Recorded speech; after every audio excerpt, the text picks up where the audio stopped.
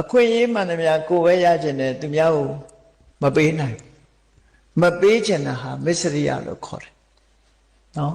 လောဘနဲ့တွဲတာမဟုတ်ဘူးသူကဒေါသနဲ့တွဲတာမစ္စရိယတရားကကိုယ်တွဲလို့စဉ်းစားပြီးကိုယ်ပိုင်ဆိုင်လာပြီဆိုလို့ရှိရင်တစ်ဖက်သားကိုရန်လုတ်တတ်တဲ့သဘောရှိတယ်ကြောင်ကလေးတွေကြည့်သူတို့ပါဇက်ထဲကြွက်တကောင်ရပြီးဖမ်းမိသွားပြီဆိုလို့ရှိရင်ရန်လုတ်တော့တာပဲလေလူတွေကတော့ပြောတယ်မန်ဖီတယ်ဆိုတာမန်ဖီတာဘယ်သူ့ကိုမန်ဖီတာတော့ဆို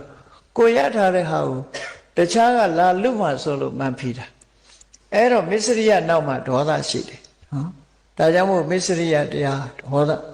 ကိုပိုင်ထားတဲ့အရာကိုသူများကို share မလုပ်နိုင်တာမစ္စရိယအိတ်တာဆိုတာကြတော့သူများကြီးပွားတာကိုမနာလို့မရှုစိဖြစ်တာအိတ်တာအဲ့ဒီသဘာဝတရားနှစ်ခုဟာအလွန်ဆိုးဝါးတယ်ဒါကြောင့်မို့လောကလူတွေဟာအိမ်မှာနေထိုင်ကြပြီးတော့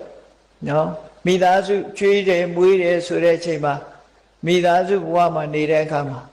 မစ္စရိယတရားလွှမ်းမိုးနေတဲ့အိမ်ဟာ6ကပ်ကပ်ဖြစ်နေတတ်တယ်ပေါ့ဘယ်သူမှအခန္ဓာတို့ကျွေးမွေးတာတို့မလုပ်ဘူးရှိတာဖွက်ထားတယ်ဆိုတာမျိုးတွေဖြစ်တယ်ပေါ့နော်အဲ့ဒီလိုအိမ်မျိုးသွားလို့ရှိရင်ရေတောင်တောက်ရမှာမဟုတ်ဘူးပေါ့ဒီလိုဆိုတာပေါ့အဲ့တော့မစ္စရိယကင်းတဲ့အိမ်မျိုးဖြစ်ရမယ်နေ့စဉ်ဘဝမှာမစ္စရိယကင်းတဲ့မိသားစုမျိုးဖြစ်ရမယ်ဆိုအဲ့ဒီလိုဖြစ်လို့ရှိရင်ဒီအိမ်ဟာကုသိုလ်တွေရပြီးကုသိုလ်တွေမပြတ်စီးဆင်း